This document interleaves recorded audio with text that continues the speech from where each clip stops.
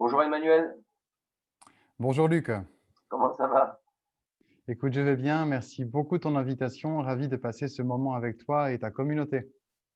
Eh ben, écoute, de même, hein, je suis ravi de faire ta connaissance en direct, hein, parce qu'on se croise sur des blogs, mais on n'avait jamais échangé même par caméra interposée, quoi. Exactement. On fait connaissance en même temps qu'on va pouvoir partager ce contenu à ton audience. C'est ça. Ben, justement, est-ce que tu peux nous dire, te présenter, ben, nous dire qui tu es et puis aussi nous donner le nom de ton blog, son contenu et quels sont tes projets par rapport à ce blog?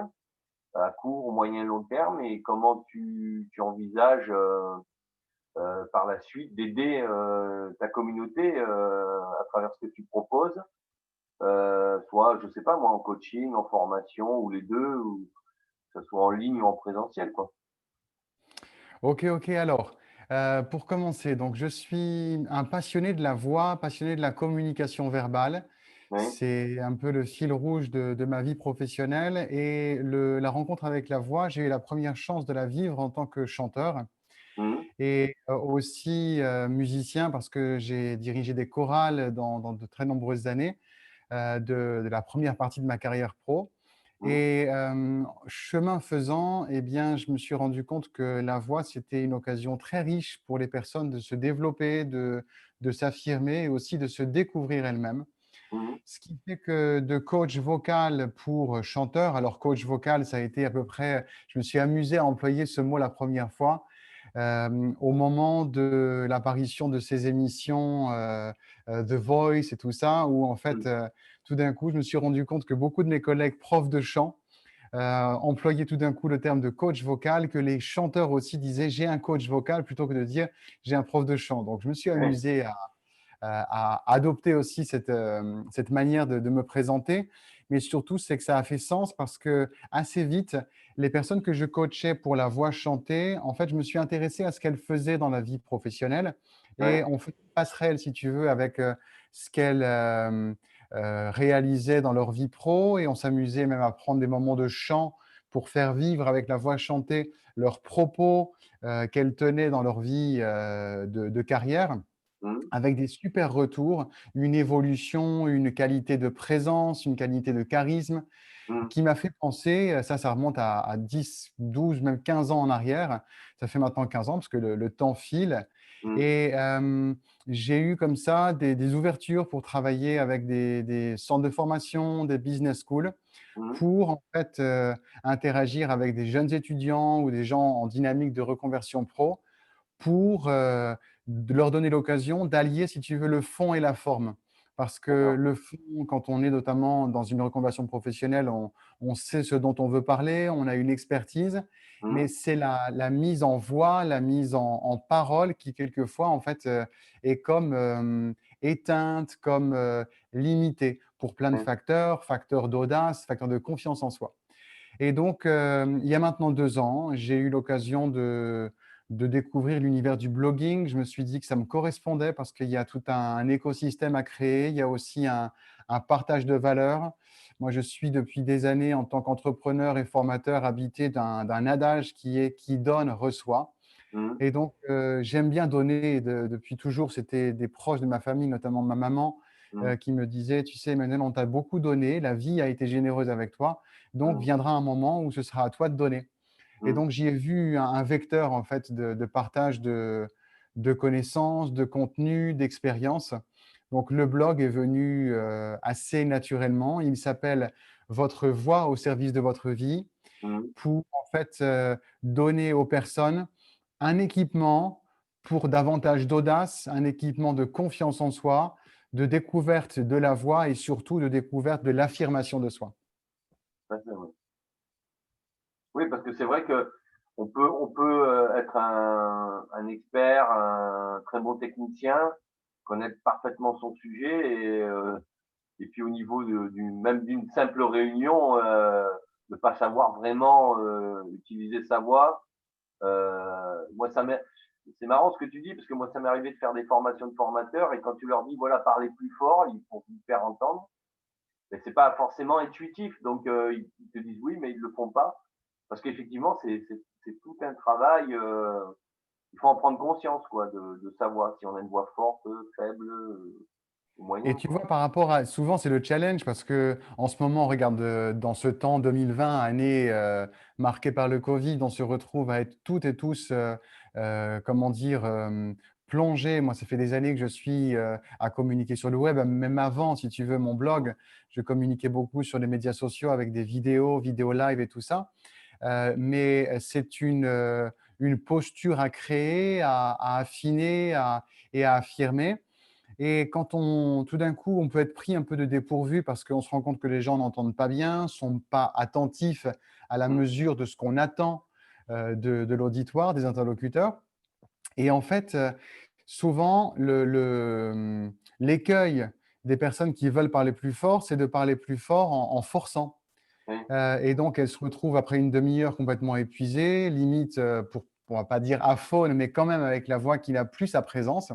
Mmh. Et la chose sur laquelle moi j'articule beaucoup de mes contenus, tant contenus open source, mes articles, mes vidéos sur YouTube et aussi les contenus formation digitale, c'est le fait d'élever, d'augmenter, d'intensifier l'énergie physique. Mmh. C'est-à-dire que la voix, en fait, c'est le son du corps. Et Mmh. pour avoir une voix qui sonne, qui est impactante, il faut qu'il y ait une dynamique corporelle de qualité, un tonus, une tonicité physique. Et souvent, les gens oublient parce qu'on Mmh. est tout dans la tête. On pense que le contenu, évidemment, il est réfléchi, il est articulé. Mais ensuite, quand il faut le dire à l'oral, en public, à haute voix, bon sang de sort, il faut développer la patate. Mmh. Donc faire du sport, réveiller le souffle, C'est ça, avoir une oui. attitude physique qui soit, dynamique, pas conquérante en mode: «Poussez-vous, j'arrive». C'est pas Oui. la peine d'aller dans cet extrême-là, mais se dire quand même, il y a un travail mental et en même temps, émotionnel de se dire: «J'ai de la valeur, ce que Mmh. je dis, a une expertise, l'expertise de mon expérience, de mes connaissances et quand je parle, eh bien, je mérite d'être écouté». Mmh. Oui, puis ça Je passe parlais aussi récemment par, à mes étudiants, pardon. non, ça passe aussi par la respiration, j'imagine? Ça passe par la respiration et surtout l'expiration. L'inspiration, si tu veux, Luc, elle est surtout, évidemment, c'est notre carburant, hein, quand Mmh. on parle dans la vie courante. Il faut imaginer que tu es un instrument avant. Tu es un Mmh. instrumentiste qui joue de la trompette, du saxophone, de la clarinette. Mmh. Et donc, automatiquement, tu inspires avant de produire un son. Mais Mmh. ça, quelquefois, c'est la révélation pour mes clientes et mes clients qui se Mmh. disent, mais en fait, Emmanuel, je me rends compte que je respirais pas. Mmh. Il y en a qui me disent: «Mon conjoint, me dit souvent: "Respire"». Et Ouais. maintenant, en fait, bah, ils entendent de moins en moins souvent ce rappel, si tu veux, à eux, Mmh. de: «Hey, chérie, respire», parce qu'en fait, ils ont commencé à implémenter ça dans leur vie. Ça, c'est Mmh. super important. Mais ensuite, c'est l'expiration, c'est-à-dire que c'est la mise en son Mmh. qui a besoin d'air Ouais. et d'un air péchu. Ouais. Oui, mais c'est ça, mais ce que tu dis, c'est ce qu'on voit et c'est ben, moi, à titre personnel, quand j'ai lancé mes vidéos là au mois de mars là, bon, c'était volontaire, hein, de les lancer comme ça, de manière improvisée. Après, quand tu les revois, forcément, tu vois les défauts et c'est vrai que la voix, c'était un peu monocorde, quoi, tu vois? Mais quelque part, tu es obligé, un peu de passer par là pour voir les défauts et les retravailler parce que, bah, quand tu es formateur par ailleurs, mais dans un autre environnement, en fait, quand tu es formateur, c'est différent parce que c'est pas du tout la même démarche que de s'enregistrer, tu vois? Mmh. En se filmant, c'est vraiment un exercice qui n'a rien à voir, quoi. C'est un exercice qui est très différent, mais en même temps que de plus en plus de personnes se mettent à vivre parce que très proche de l'enregistrement, c'est déjà se retrouver face caméra pour les visios, Zoom, Skype, Mmh. WhatsApp, que tout le monde se met à vivre en 2020 Mmh. avec le télétravail, ou même si ce n'est pas du télétravail, c'est hybride, mais il y a de plus en plus de Mmh. réunions pro qui se tiennent en ligne. Et en fait, ce qui est intéressant, c'est de se dire, je me prépare physiquement comme avant un match de sport. Ouais. Je m'échauffe, je me conditionne et mentalement et physiquement pour booster ma présence. Mmh. Et après ça, comme tu me disais, tu as commencé tes vidéos en mars au moment du premier confinement. C'est assez dingue que maintenant on parle du premier confinement. Euh, et en fait, tu l'as fait. Et c'est là où il faut, je pense, avoir de l'exigence, de l'envie, de l'ambition, mais commencer le plus vite possible. C'est ça. Pour plein de raisons. C'est que tu vas inspirer des gens en disant waouh, en 2020, 2021, fin 2020, tu as augmenté ton audience et tu Mmh. as osé commencer au début en te lançant à l'eau. Et je crois il y a un des web marketeurs assez bien implanté sur la francophonie qui donne ce conseil et qui dit que si ta première production, que ce soit mail, podcast, vidéo, elle est parfaite, Mmh. c'est que tu as commencé bien trop tard. C'est ça, ouais. Mmh. En fait, vaut mieux commencer avec l'imperfection, c'est C'est pas ça. grave. Mmh. C'est là où, dans notre conditionnement occidental, francophone, on Mmh. nous a inculqué vraiment un sale défaut, Mmh. c'est de croire qu'il faut être parfait. C'est ça, ouais. Oui, soit au maximum de toi, soit au sommet de toi, mais le sommet de toi en novembre 2020, eh ben, ce ne sera pas le sommet de toi en mars 2021. Bien sûr. Mmh. Bien sûr, il faut bien commencer de toute façon un jour, mais c'est vrai, mais c'est tout à fait ça, c'est-à-dire qu'on est un peu formaté sur ces schémas-là, où tant qu'on n'est pas prêt, mais qu'est-ce que ça veut dire pas prêt? Ça veut dire quoi? Ça veut dire à quel niveau on met le curseur? Parce que à partir du moment où on a cette croyance limitante en tête, hein, ben, forcément, on trouvera toujours une excuse pour pas le faire. Exactement.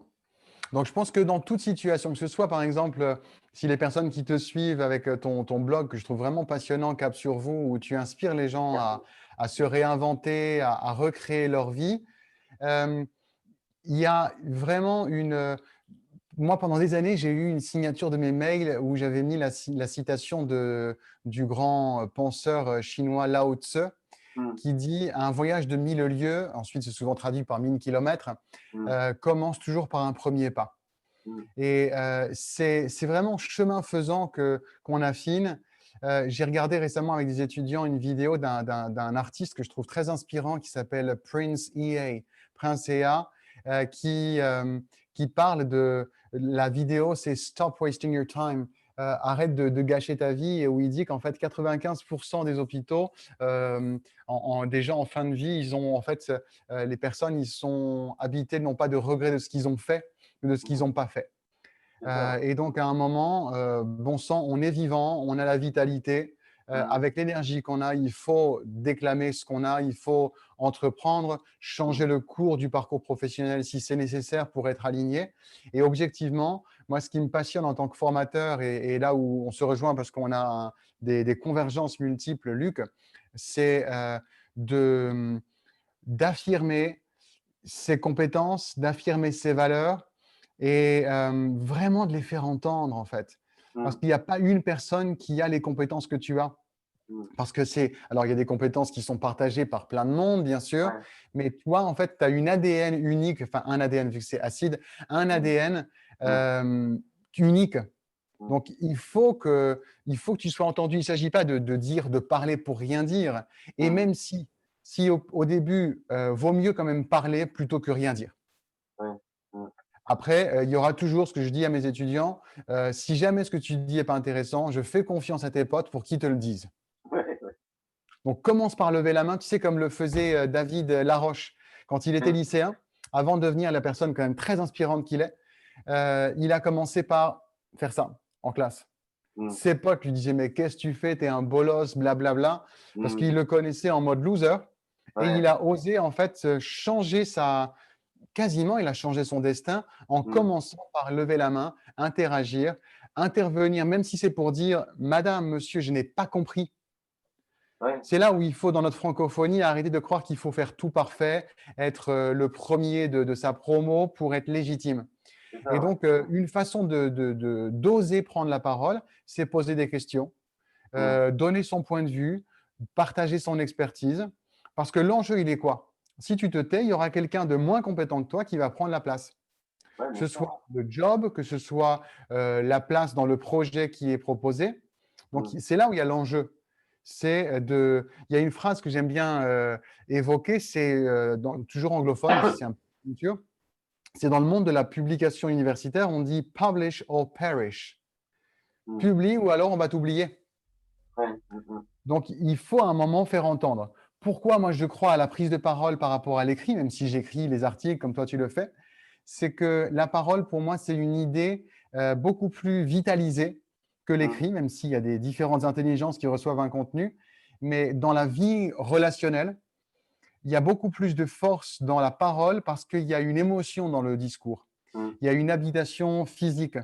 Et c'est ma vision des choses, c'est de se dire que si tu te cantonnes juste à écrire, eh bien, c'est un peu comme si tes idées étaient lyophilisées. Le fait de les mettre en voix, c'est leur redonner une vitalité, une vitamine. Mais c'est marrant ce que tu dis, et c'est tout à fait ça, parce que quand j'ai commencé à publier mes premiers podcasts, les commentaires, c'était sur ma voix. Bon, c'était plutôt favorable, hein, mais toi, mais pas, alors, un peu sur le contenu, mais sur la voix. Et si tu veux, comme quoi, c'est ce que tu es complètement en train de dire. Ça veut dire que, voilà, si ta voix, elle touche, quoi, elle est bien perçue, ben, tu seras audible.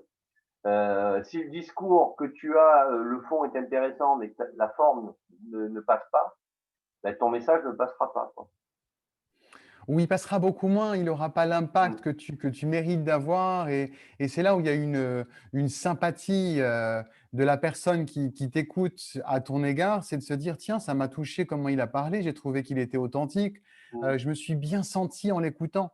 Parce que c'est en fait ça, la magie dans la vie humaine, c'est pourquoi est-ce qu'on apprécie des gens, c'est non seulement pour leur qualité, pour leur personnalité, mais si tu regardes en plus profond des choses, on côtoie les gens parce qu'on se sent bien à leur contact.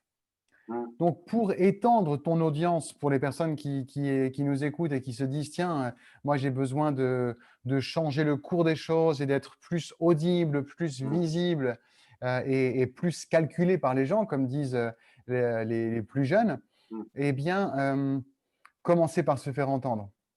Commencer par oser affirmer son point de vue, sa parole, créer des situations qui vont donner l'occasion de le faire. Ça veut dire créer un Facebook Live, ça ne coûte rien. Tu le fais au début simplement visible par tes amis. Ensuite, tu augmentes l'audience pour te confronter à ça. Et ça fait grandir. À chaque fois, chaque situation un peu de mise, non pas en danger, mais d'élargissement de ta zone confortable. Moi, je suis partisan d'aller atteindre ce qu'on appelle une zone d'or, une zone d'excellence. Elle ne peut, comme quand tu fais une pâte de pizzaiolo, c'est en la faisant tourner comme ça qu'elle s'étend, elle devient plus plastique.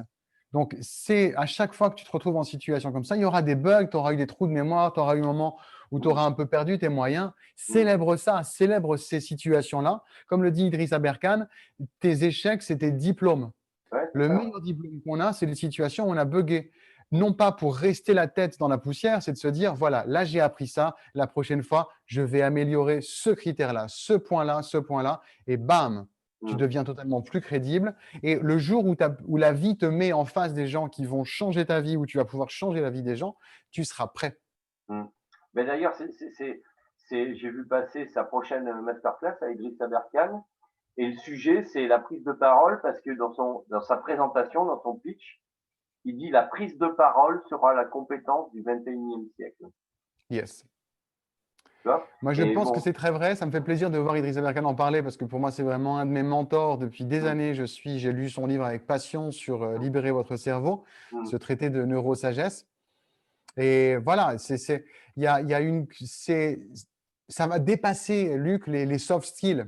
On pense que c'est un soft skill parce que c'est un soft skill relationnel et tout ça, mais c'est bien au-delà. Oui, bien sûr, bien sûr. Mais, de toute façon, regarde, les grands personnages étaient des grands orateurs, hein, de toute façon. C'est clair. Là, en ce moment, on est dans une période encore un peu, on est fin novembre, enfin, on est mi-novembre ensemble pour se parler. On ne sait pas encore véritablement l'aboutissement des élections américaines.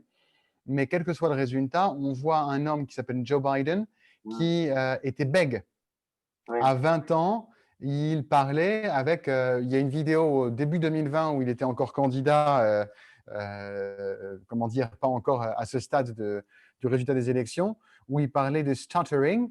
Et quand il s'imite lui-même, il dit I was talking like that. Mm. Cet homme-là, aujourd'hui, il est évidemment un orateur Mm. avec un chemin de vie de 50 ans de vie publique.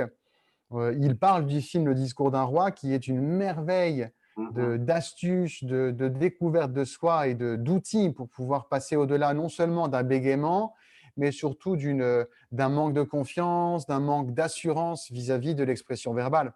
Mm. Et il faut dire une chose, toi tu es formateur, je le suis aussi et je suis enseignant. C'est depuis très très peu qu'on met l'accent sur la verbalisation des compétences. On a laissé les gens totalement largués, livrés à eux-mêmes vis-à-vis de ça, ce qui pour moi est un scandale énorme, Mm. parce que c'est un moyen d'annuler l'ascenseur social que représente l'apprentissage. Ouais, tout à fait, ouais. Mm. Et aujourd'hui, les concours d'éloquence commencent à se développer. J'imagine qu'ils vont savoir se réinventer en ligne si les situations de distanciation physique étaient amenées à se prolonger, pour donner aux gens l'occasion de faire la paix avec le fait de parler en public, Mm. d'aimer, Mm. surtout d'en faire un kiff, sans pour autant, c'est là où moi je prends un petit bémol, sans pour autant faire de chaque prise de parole Un un show, quoi. stand-up. Ouais, ouais, ouais, ouais. Mm. OK, c'est pas un show, Mm. mais c'est juste s'autoriser de valoriser qui tu es. Mm. Et en valorisant qui tu es, tu valorises ton auditoire. Oui, mais parce que dans la culture francophone, la prise de parole, c'est un peu assimilé à l'immodestie, quoi. Tu vois, c'est un peu, en fait, on nous dit, voilà, bon, mais il faut parler surtout à bon escient et si on t'autorise, tu vois, c'est Voilà. vraiment quand on te donne la parole. C'est ce que Idriss Aberkan dit, c'est reste à ta place et quand on te donnera la parole, tu pourras parler. Et dans l'inconscient, c'est un peu comme ça, parce que c'est vrai quand tu vois, toi, t'es enseignant, formateur, voilà, tu vois alors, je sais pas où tu enseignes, mais moi je vois, enfin en France, il y a une certaine timidité, tu vois, à faire des présentations, etc. Alors que quand tu vas aux États-Unis ou en Angleterre, enfin même en Asie, hein, un peu moins, mais ils commencent parce qu'ils font tous aujourd'hui des études à l'étranger, ils ont une facilité de s'exprimer, de prise de parole qui est beaucoup plus importante. Alors, tu vois, moi, face à ce constat-là, sur lequel, évidemment, on ne peut que malheureusement actuellement être d'accord, pour plein de facteurs qui sont celui du nivellement du collectif, où on ne veut pas comment dire, se démarquer, être trop remarqué. OK. Mm. Mais vu que actuellement, et je pense malheureusement, avant que la tendance s'infléchisse et qu'on ait une majorité de jeunes qui sortent de leurs études avec c'est vraiment cette compétence de s'exprimer à l'oral, il y avait du temps. Mm. Donc, ça veut dire qu'il y a une opportunité. Parce que s'il Mm. n'y a pas beaucoup de gens qui vont vraiment sortir du lot, autant commencer par être les premiers qui sortent du lot. Donc Mm. là, pour moi, c'est mon blog. Tout à l'heure, tu me demandais à qui il s'adresse. Il s'adresse pour moi à trois types de publics, et j'assume le fait d'avoir un triple avatar. Mm. C'est le premier, mon persona de cœur, c'est les étudiants. Les Mm. étudiants qui finissent leurs études et qui vont avoir besoin de prendre vraiment cette confiance en eux pour décrocher le téléphone et puis Mm. chercher leur stage, chercher Mm. leurs premières aventures professionnelles. Parce que il y a eu l'occasion de faire la différence, vraiment, Mm. Mm. par l'originalité avec laquelle on peut se présenter. Alors, il y a une mode qui va peut-être durer ou pas, c'est par exemple sur LinkedIn de faire une vidéo CV pour Ouais. chercher ses premières situations d'apprentissage. Je pense aux étudiants qui sortent des écoles, mais qui veulent l'apprentissage, et c'est tellement évident de Mm. travailler par l'alternance et tout ça, et d'oser se présenter en vidéo, que ce soit sur YouTube, mais LinkedIn a déjà un écosystème qui met bien en valeur les vidéos. Mm. Et donc, pour moi, c'est vraiment à eux que je pense quand je présente mes contenus, mes articles sur les entretiens, que ce soit les entretiens d'embauche, les entretiens pour rentrer dans une grande école et tout ça. Mm. Les autres personnes à qui je pense, c'est tous les gens, et je les ai évoqués tout à l'heure, les gens qui sont en dynamique de reconversion pro, qui ont besoin Mm. de faire la paix avec la situation qui est nouvelle tranche de vie à construire, se valoriser, savoir créer son CV des qualités, c'est-à-dire vraiment de lister tous les accomplissements que tu as réalisés qui font Mmh. de toi la personne que tu es, pas uniquement les réalisations professionnelles, les Mmh. situations dans lesquelles, dans la vie associative, humaine, tu as sorti de toi, tu as mis en exergue des qualités. Pour Mmh. ça, il faut interviewer les amis en disant, écoute, toi qui me connais bien, c'est quoi mes qualités? J'arrive pas à voir, je suis un peu tête dans le guidon, je ne Mmh. sais pas voir. Il faut trouver évidemment des gens qui sont bienveillants pour pouvoir Oui.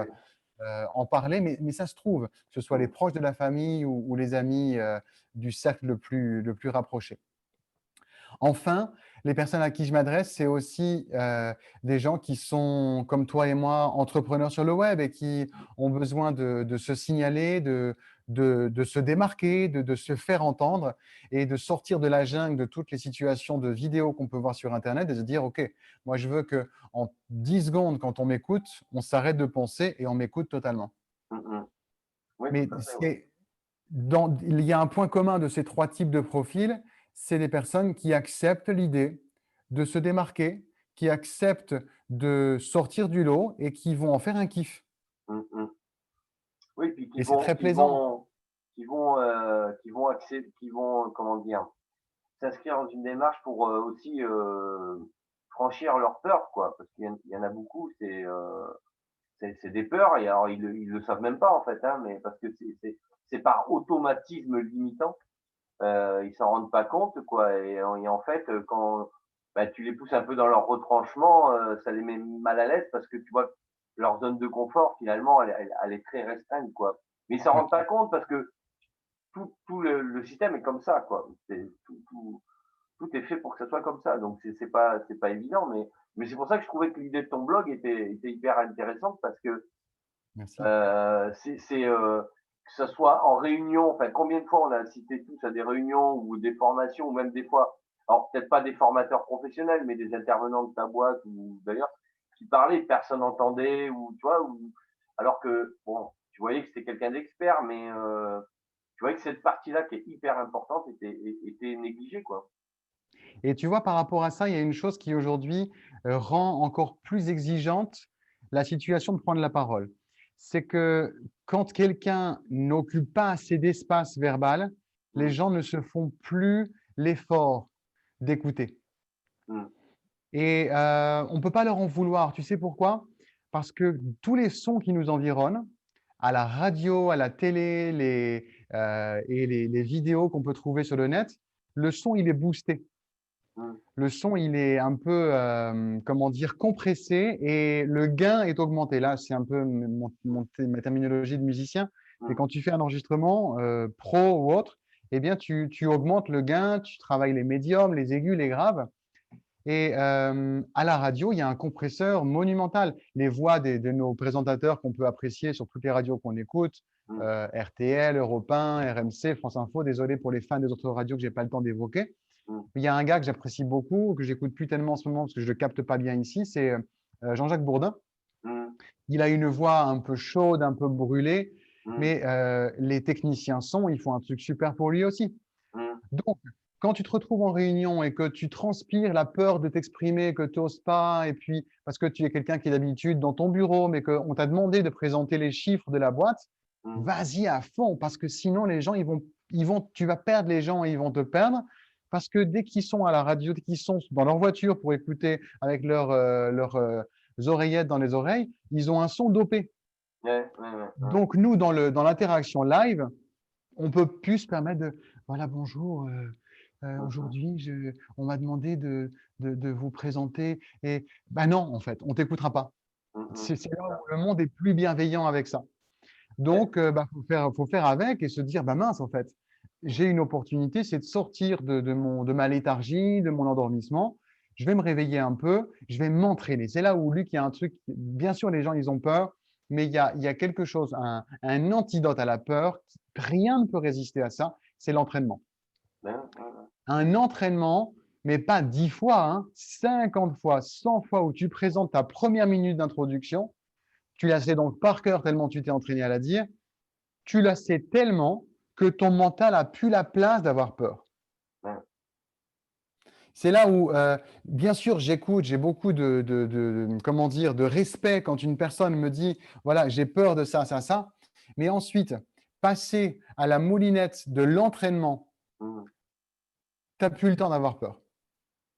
Ouais, mais c'est ça, mais ça, tu as même des, moi j'avais connu ça dans des sociétés où même ils formaient les commerciaux à, ils appelaient ça le training vente, tu vois?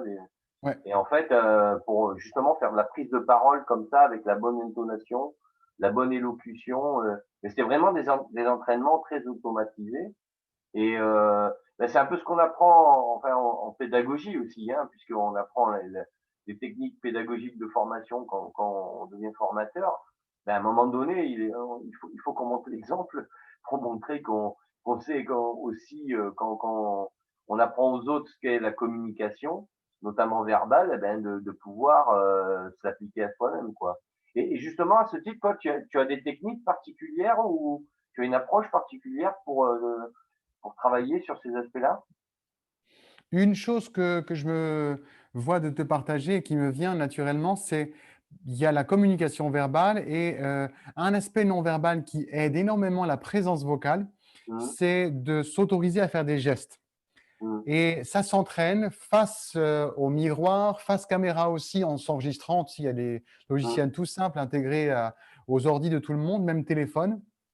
Et regarder si la gestuelle permet de soutenir le propos ou si elle disperse l'attention. Il y a des Mmh. personnes, elles vont avoir besoin de limiter leurs gestes parce qu'elles parlent tout le temps avec des gestes et on finit par plus savoir où donner de la tête. Il y a des personnes qui parlent trop renfermées.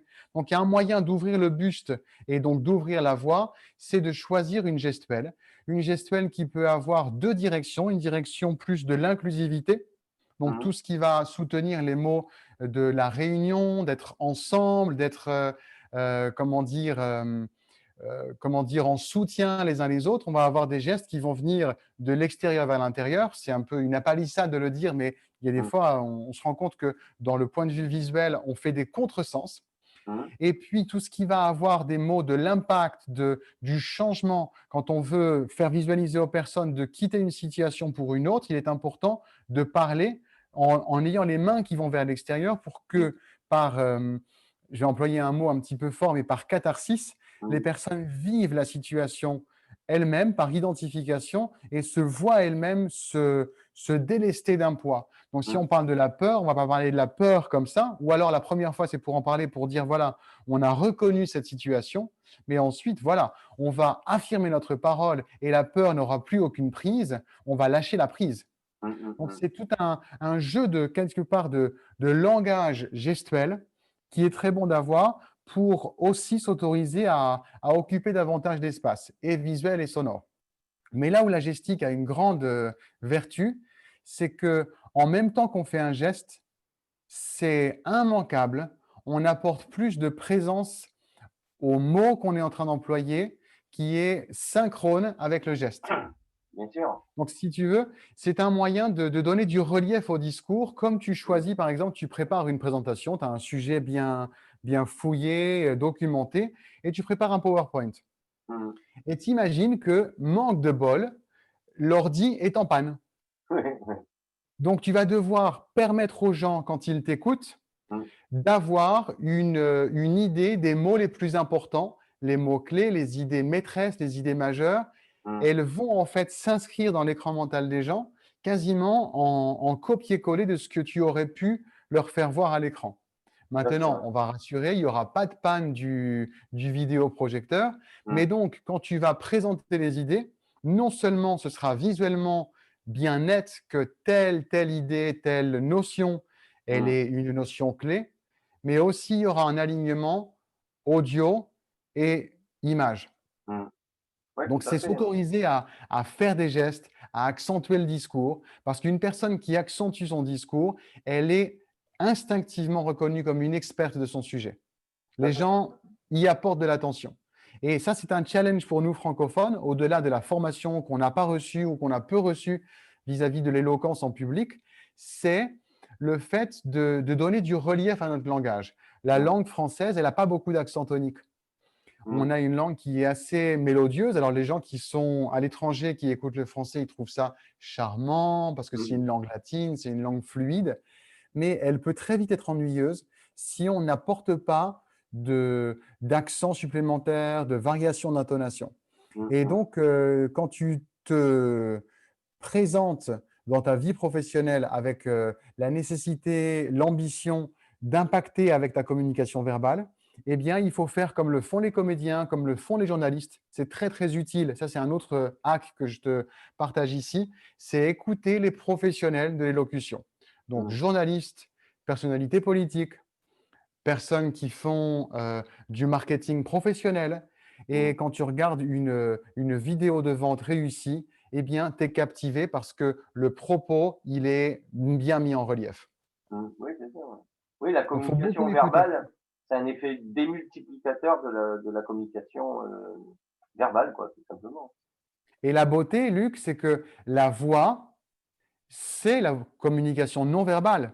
Oui, Les mots, c'est ton verbe, évidemment, mais la mmh, présence avec laquelle tu t'exprimes, l'habitation, l'énergie que tu donnes à tes propos, donc son relief, sa forme, son épaisseur, tout ça, c'est des choses qui vont permettre aux personnes qui, évidemment, sont intéressées par ton propos. Il ne s'agit pas de vouloir capter l'attention de tout le monde, mais mmh, une fois que les personnes qui sont potentiellement ta cible t'écoutent, eh bien, si tu donnes cette vitalité à tes propos, tu vas au-delà de sa barrière mentale.